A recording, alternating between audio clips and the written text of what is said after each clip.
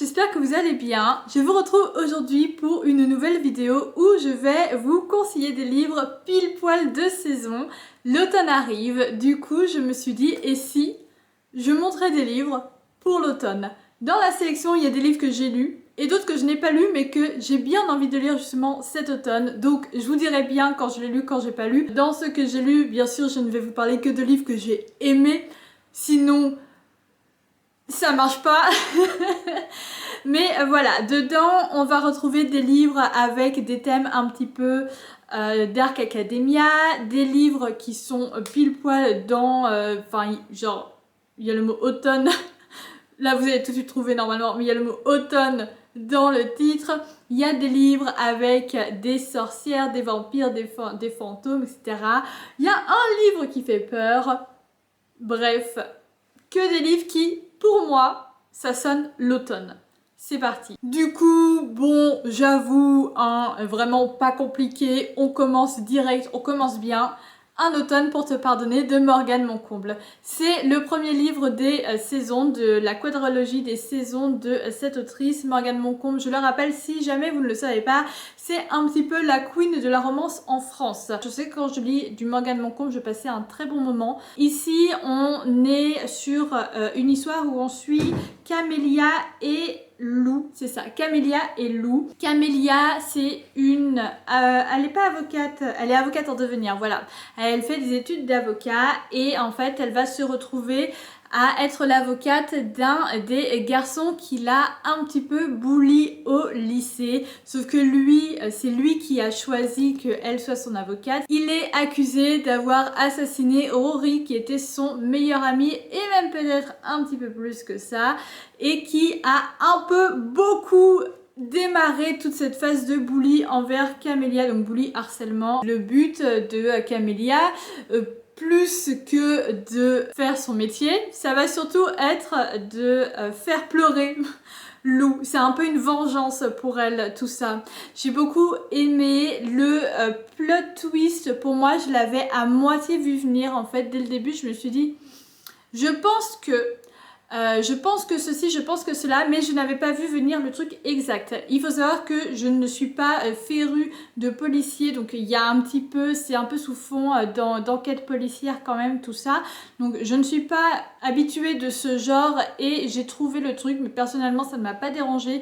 Donc forcément, si vous aimez les livres policiers, si c'est vraiment votre truc et tout, ne cherchez pas ça là-dedans. C'est une romance sur fond d'enquête policière, certes, mais c'est une romance avant tout. Il n'y a pas vraiment un énorme plot twist de fou malade qui va vous faire dire waouh, je l'avais pas vu venir, mais oui, c'est logique en fait. Non. Quand on lit du Morgane Moncomble, on recherche de la romance avant tout, donc voilà, vous êtes prévenus. Le deuxième livre qui pour moi sonne vraiment beaucoup automne.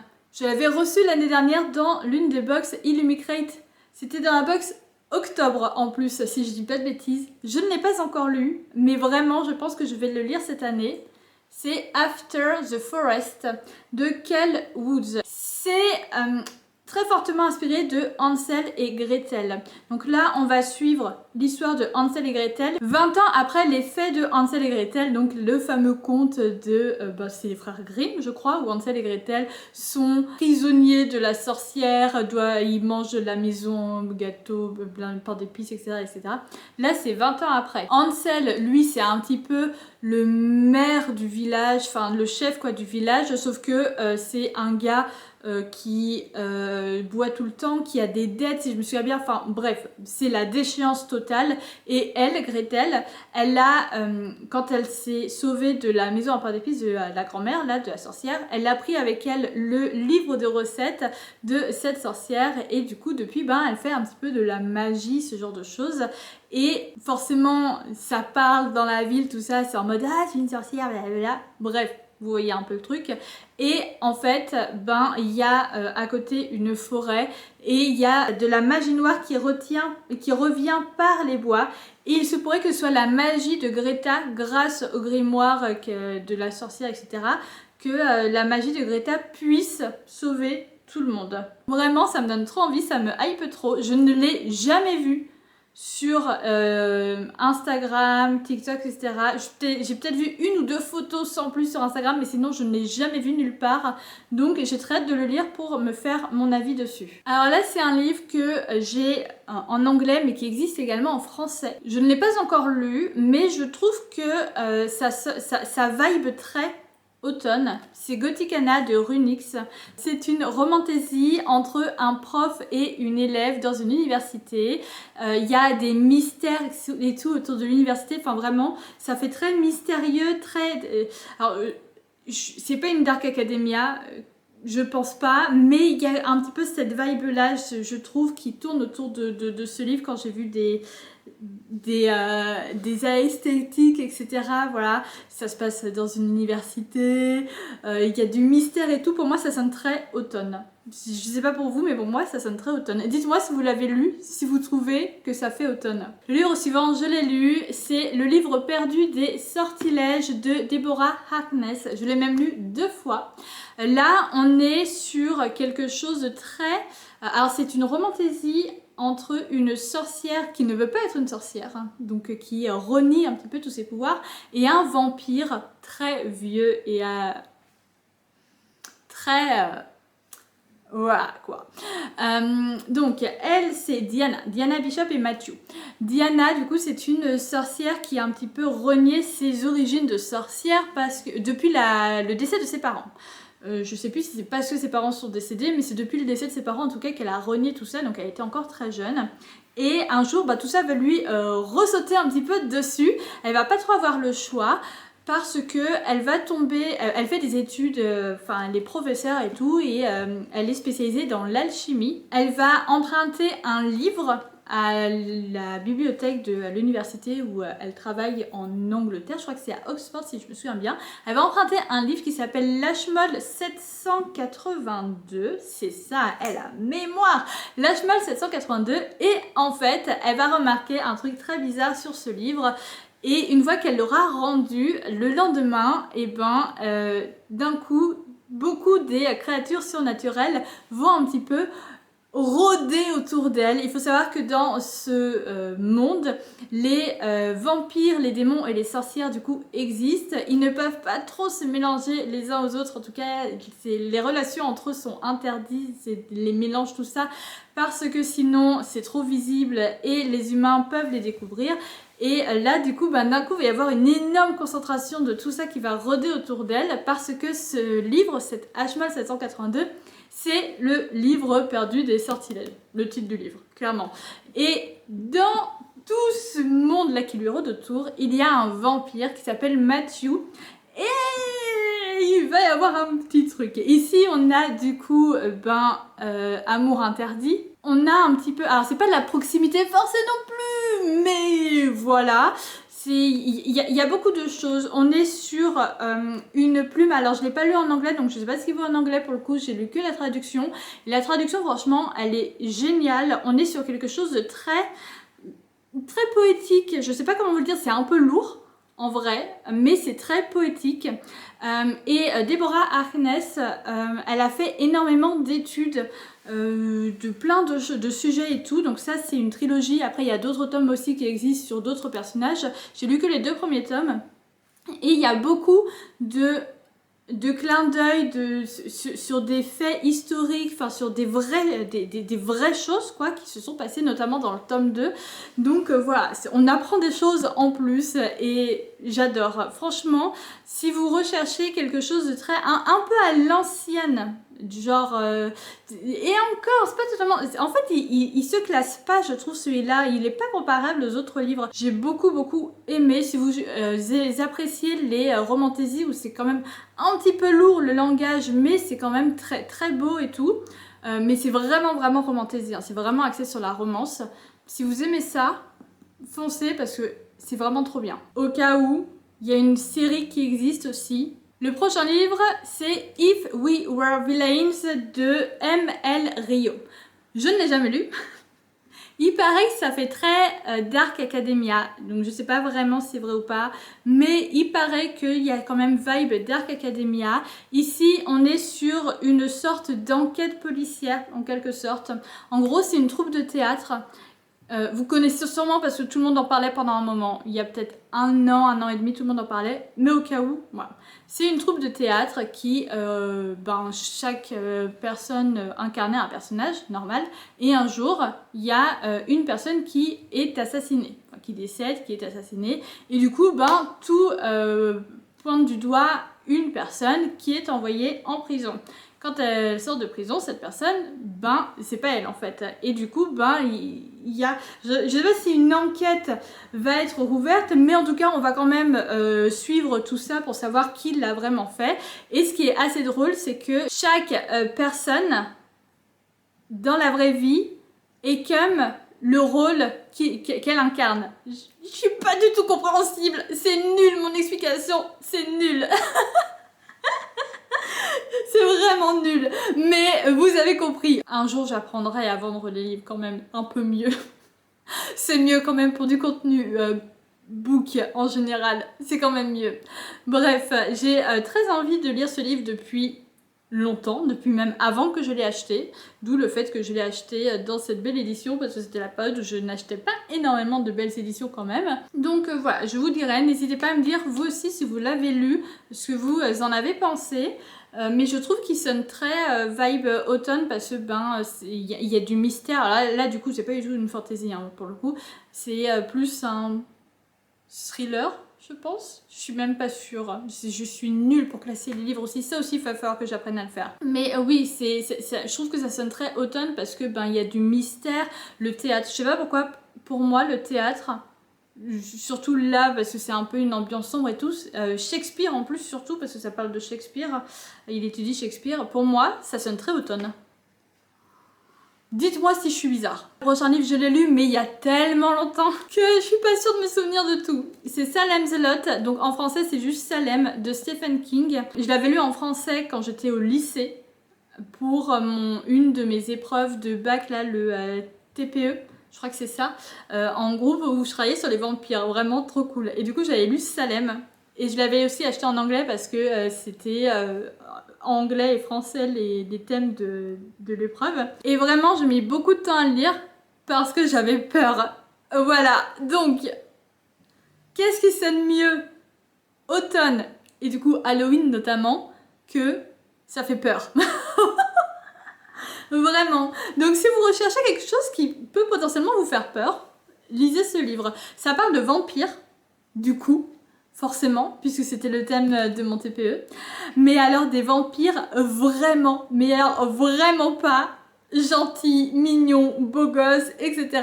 Vraiment, ce sont des monstres. C'est bien, des vampires monstre. Ensuite, il y a l'histoire de Ben qui vient d'emménager. Alors, il vient de retourner, donc j'avais oublié. Il réemménage. Alors, sûrement, c'était sa ville de jeunesse. Je me souvenais plus de ça, par exemple, vous voyez. Mais bref, il emménage à Jerusalem's Lot. D'où le nom, donc c'est pas Salem, genre comme la ville des sorcières, c'est Jerusalem's Lot. Il y emménage et en fait il va vite se rendre compte qu'il se passe des choses étranges, qu'il y a des personnes qui disparaissent un petit peu par hasard, que la nuit c'est peut-être pas si sécurisé que ça, et du coup il va un petit peu enquêter sur tout ça, et surtout dans cette ville un peu à l'écart il y a une sorte de colline, j'ai cette image en tête, il y a une sorte de colline avec une maison qui est un petit peu étrange et qui a une aura un petit peu spéciale. Du coup il va enquêter un petit peu sur tout ça et tout, et je vous jure qu'est-ce que je flippais. Oh my god, qu'est-ce que je flippais sur ce livre, c'est horrible. Mais voilà, si vous voulez flipper, franchement lisez ce livre. Nouveau livre que je n'ai pas lu. On est totalement dans un autre registre, c'est If I Have to Be Hunted de Miranda Sun, que j'ai très envie de lire. C'est un one-shot avec des fantômes. Et c'est un young adulte, donc ça fait pas peur. C'est une sorte de mini-romantasy pour young adulte avec un fantôme et une jeune fille qui voit les fantômes. Donc en fait là, on va suivre l'histoire de Kara qui peut voir les fantômes, du coup. Mais elle, elle essaie juste de vivre sa vie normale. Elle est là genre... déjà, si on se fait chier avec les problèmes des gens vivants, au lieu de s'occuper de nous-mêmes, laissez tomber. Alors si en plus on doit se faire chier avec les problèmes des morts, mais alors là, on vit plus. En gros, c'est ça, sa devise, à peu près. Je crois que c'est sa grand-mère qui lui a dit, oui, occupe-toi de tes problèmes, t'occupes pas des problèmes des morts, ils sont déjà morts de toute façon. En gros, c'est ça. Sauf qu'un jour, eh ben, il y a un fantôme qui vient la voir, et ce fantôme, c'est quelqu'un qu'elle connaissait déjà du lycée, et qui vient la voir pour... Pourquoi est-ce qu'il vient la voir? Il vient la voir parce que il a envie qu'elle le ressuscite. Donc ça doit vouloir dire qu'elle a ce pouvoir-là, j'avais oublié. C'est pas indiqué. Donc à mon avis, c'est juste il est là genre vas-y ressuscite-moi, alors qu'elle elle est là genre mais gars je peux juste te voir en fait donc comme toi. À mon avis ça va être ça. Mais voilà et du coup ben forcément, à mon avis, il va pas arrêter de la faire chier en mode s'il te plaît, aide-moi, s'il te plaît, aide-moi. Et elle va être là genre laisse-moi étudier, s'il te plaît, dégage. Voilà. Et il faut savoir qu'en plus, ce gars qui est décédé, forcément, c'est le beau gosse du lycée. J'ai très envie de le lire. Est-ce que ça se voit? Là, on n'est pas au lycée. On n'est pas du tout sur de la romanticie. On n'est pas du tout sur un livre qui est là genre wouh, pump it up. Par contre, on est sur un livre qui, pour moi, sonne très automne. Vraiment très rentrée/automne, en général. Donc septembre et après automne. Très Dark Academia. Très nécessaire de le lire. Vraiment, pour moi, c'est une nécessité de le lire au moins une fois dans sa vie. Par contre, c'est une big pavasse. Babel, de R.F. Kuang. Je l'ai lu. Je l'ai lu, messieurs, dames. Et j'ai mis 2 mois à le lire. Voilà. J'ai mis 2 mois à le lire. 1 mois et demi, je sais plus. Et je lisais plein d'autres livres à côté parce qu'il est extrêmement dur à lire. Mais qu'est-ce qu'il est...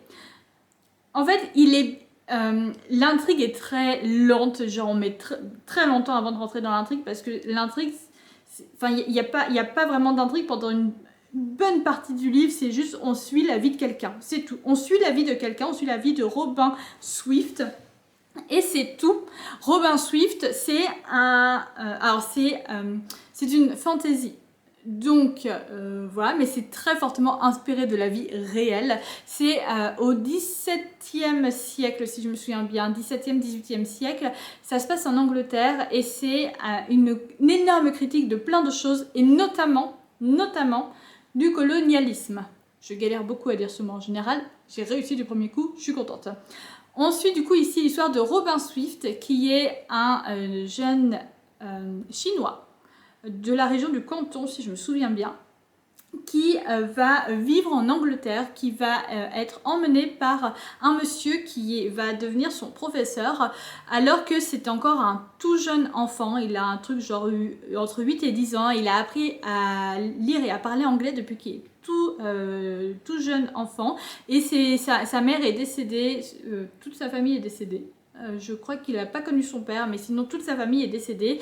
Et le professeur arrive et il lui dit tu viens avec moi, par contre tu changes de nom, donc maintenant tu vas t'appeler Robin, par contre tu as le droit de décider de ton nom de famille et tu vas venir avec moi, tu vas étudier avec moi, tu connais l'anglais c'est très bien, maintenant tu vas étudier le latin, blablabla, tu vas étudier plein de trucs, puis après comme ça à 18 ans tu iras à Oxford faire des études de traduction. Pour l'argentogravure c'est simple, on grave sur des barres d'argent et ça fait de la magie, c'est ça la fantaisie, la part de fantaisie. Et du coup on va suivre les aventures de Robin tout au long de sa vie, qui va arriver en Angleterre, qui va découvrir ce pays magnifique, qui va découvrir la vie dans un autre monde que ce qu'il a connu tout le temps, dans un monde beaucoup plus riche, beaucoup plus... Voilà, c'est que ce soit riche matériellement et riche...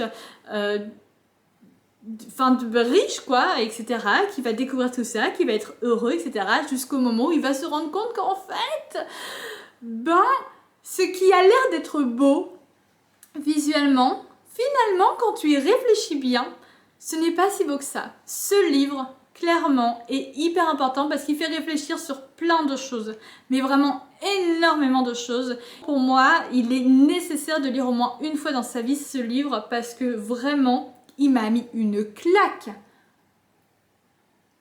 une claque monstrueuse. Il est vraiment très bien, il est très bien écrit. Là j'ai lu la traduction a été extrêmement travaillée pour que ça suive bien le truc, parce que Babel, en fait je regrette légèrement d'avoir lu la traduction, même si je sais qu'en anglais j'aurais vraiment énormément galéré parce que c'est un niveau ultra compliqué. Babel, ça critique énormément de choses. Le but c'est de critiquer, voilà, c'est beaucoup de choses, dont notamment le colonialisme, mais ça critique aussi la traduction. Et j'ai lu une traduction. Alors que je sais lire en anglais. Mais ça critique la traduction et notamment ce qui se fait de moins en moins, heureusement, mais ce qui s'est fait pendant très longtemps, où quand on traduit quelque chose d'Orient par exemple en Occident, d'un coup les personnages ils ont des prénoms très occidentaux, ils sont blancs de peau, etc. Enfin voilà, ce genre de choses là, ça critique beaucoup de choses. Vraiment, tout le monde s'en prend la gueule à un moment ou à un autre. Tout le monde. Lisez ce livre. Vraiment, lisez ce livre. Livre que je n'ai pas lu. A Study of Drowning de Ava Reid. Ce livre est sorti en français et je crois que ça s'appelle Un passé englouti ou quelque chose comme ça. Je vous mets la couverture ici. Comme ça, je suis sûre. Là, c'est la version Illuminate parce que je la trouve vraiment très belle. Enfin, c'est surtout sous la jaquette. Je trouve vraiment hyper beau ce livre. Je pense qu'on est sur une forme de Dark Academia là aussi, mais pas totalement. On est du coup sur une sorte de Rivals to Lovers. On est sur deux personnes qui veulent hériter d'un manoir, je crois que c'est un manoir, c'est ça, du manoir d'un auteur, et qui du coup pour ça doivent suivre une quête, une sorte de mystère, et du coup ils vont finir par travailler dessus ensemble, et ils vont se rendre compte que tout là-dedans il y a des forces beaucoup plus sombres, beaucoup plus mortelles que juste découvrir les secrets d'un mystère. En gros, si j'ai bien compris le résumé, parce que je l'ai lu vraiment en 2-2, en gros c'est à peu près ça. Mais je trouve déjà que la couverture, mais que ce soit celle-là ou la couverture classique, ça fait très vibe automnal. J'ai vu plein d'esthétiques très Dark Academia, j'ai la trentenaire du BookTok qui en a parlé et tout. Et je sais pas, je trouvais que ça fait très vibe Bretagne aussi. Bretagne égale pluie. Les clichés, voilà. Pluie égale automne. Voilà, donc Bretagne égale automne, c'est un petit peu moins raccourci. N'importe quoi la meuf. Mais voilà, dites-moi si vous l'avez lu, si ça fait vibe automnale ou pas. Mais moi je trouve, c'est rien que le titre en fait, je trouve que ça fait vibe automnale. Allez, un petit livre que j'ai lu cette fois. A Good Girl's Guide to Murder de Holly Jackson. Ici, on est sur un policier young adulte, thriller young adulte. On suit l'histoire de Pippa qui, au lycée, pour sa dernière année de lycée, si je dis pas de bêtises, tous les lycéens ont un devoir personnel à faire. Du coup, elle choisit de enquêter. En quelque sorte, à la base, c'est pas tout à fait ça son devoir, mais son but à la fin, c'est quand même d'enquêter. Elle choisit d'enquêter sur une affaire de meurtre qu'il y a eu 5 ans, je crois que c'est 5 ans. Ça fait 5 ans qu'il y a eu une jeune femme qui a été assassinée, et tout porte à croire que c'était son petit ami de l'époque. Sauf que Pippa, elle sait que c'est pas vrai. C'est pas possible parce qu'elle connaît ce garçon, elle l'avait déjà rencontré, etc. Et c'était juste pas possible que ce soit lui.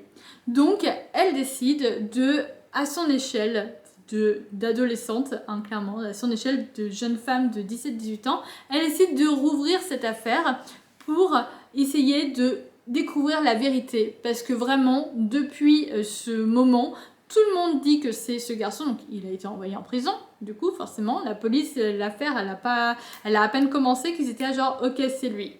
Voilà. Et elle dit, non, c'est pas lui. Du coup, ouais, elle va tout au long du truc essayer de découvrir qui est le véritable coupable. Sauf que le truc, c'est que si le véritable coupable se rend compte de ce qu'elle fait, elle se met un petit peu beaucoup en danger, non ?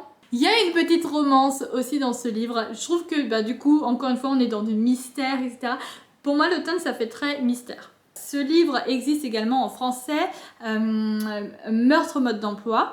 Et il y a une série qui est sortie sur Netflix, que je n'ai pas vue, donc je ne sais pas ce qu'elle vaut. Mais il y a une série qui est sortie sur Netflix, si jamais vous voulez connaître cette histoire, mais que vous ne voulez pas la lire, parce que les thrillers, c'est pas votre genre. Il faut savoir que les thrillers, à la base, c'est pas mon genre, mais j'ai beaucoup aimé cette histoire. Donc peut-être que vous pourriez apprécier. L'avant-dernier livre, c'est The Crimson Moss de Kristen Ciccarelli. Je n'ai pas lu ce livre. Ça parle de sorcières et de chasseurs de sorcières. Eh, c'est l'automne ou quoi? Sorcière! On est ici sur un Enemies to Lovers. Forcément sorcière, chasseuse, chasseur de sorcières. Hein. Donc Enemies to Lovers, il paraît que c'est une pépitasse, je dois le lire. Est-ce qu'il est dans mon défi? J'ai déjà oublié. Il est dans mon défi des 17 livres, donc je suis obligée de le lire. Je le lirai avant la fin de l'année. Voilà. Vous le savez, je le lirai avant la fin de l'année. Donc ici, on suit Rune et Gideon. Rune, du coup, elle, c'est une sorcière, donc dans une société où les sorcières sont chassées, chasseurs de sorcières, donc on évite quand même de faire connaître au monde entier qu'on est des sorcières. Donc elle essaie de vivre sa vie comme si c'était une personne normale. Sauf que, en fait, elle essaye de se sauver la vie, en quelque sorte. Une fois, elle a saigné dans la rue. Et du coup, la magie se voit dans le sang. Du coup, elle essaie de se sauver la vie. Et du coup, de vivre comme si elle était une personne normale. Et de courtiser le magnifique Gideon Sharp. Sauf que Gideon, il est loyal aux chasseurs de sorcières. Et en plus, c'est l'un des plus loyaux, des plus loyaux. Du coup, ça peut être un petit peu trop dangereux pour elle, en fait, de faire ça. Je suis désolée, j'ai encore lu le résumé en dos-deux, donc je suis pas sûre d'avoir tout saisi du résumé, mais il est magnifique. Déjà, il est magnifique. Sorcière, chasseur de sorcières, ça fait très automne. Le dernier livre, je l'ai lu, du coup, c'est A Sorcery of Thorn de Margaret Rogerson. Il existe en français.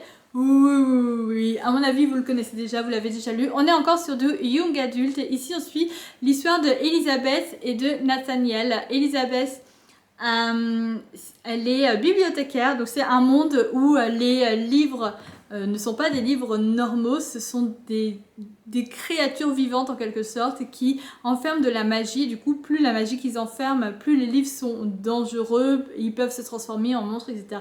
Et un jour, elle va être accusée d'avoir tué la directrice de sa bibliothèque. Donc là où elle a toujours vécu, elle a grandi dans une bibliothèque, etc. Enfin, c'est son lieu, quoi, c'est sa vie, les livres. Et du coup, cette directrice était presque une mère pour elle, donc elle l'aimait vraiment de tout son cœur, mais elle va être accusée de l'avoir tuée, d'avoir réveillé le livre qui a tué la directrice. Du coup, elle va être envoyée à la capitale et elle va être emmenée par Nathaniel Thorn, je crois qu'il s'appelle Nathaniel Thorn, qui est un sorcier. Donc elle déteste les sorciers parce qu'on a toujours appris aux bibliothécaires et aux sorciers, aux libraires bibliothécaires, je sais plus, de se détester en quelque sorte parce que ils sont pas ennemis non plus, mais voilà, sauf que Nathaniel quoi. Et puis Silas, pardon. Je vais me calmer un petit peu. Mais voilà, en gros, son but à elle, ça va être de prouver qu'elle n'a rien fait. Ça parle de sorciers, ça parle de livres qui se transforment en monstres. On a une héroïne qui est quand même assez badass. On a un style d'écriture qui est assez particulier, je trouve. Mais franchement, j'adore. On a un héros qui est touchant, qui est mignon. Une héroïne qui est touchante et qui est mignonne. Voilà, plein de tout ça là, franchement, si vous n'avez jamais lu, testez. Parce que ça vaut grave le coup. Voilà, j'arrive à la fin de cette vidéo. J'espère que cette pile vous aura inspiré pour l'automne. N'hésitez pas à me dire si dedans il y a des livres que vous avez lus ou des livres qui vous intéressent. Peut-être que je parle un petit peu plus d'un ou plusieurs livres, pourquoi pas que je les lise un petit peu plus en priorité si jamais dans ceux que j'ai pas encore lus, il y en a qui vous intéressent. En attendant, je vous fais des gros bisous et je vous dis bonne lecture!